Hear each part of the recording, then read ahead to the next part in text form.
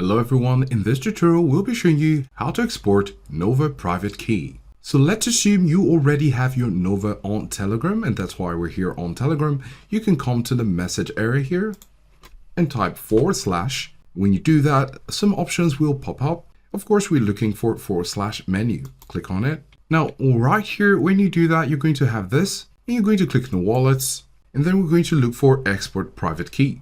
This is what we're looking for. We're going to click on it. Then you will be selecting the wallet which you'd like to get the private key. In this case, we just have one wallet, but if you have multiple, that would be the case. So you go ahead and select W1.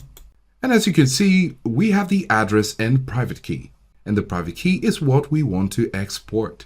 When we click on it, it says text copy to clipboard.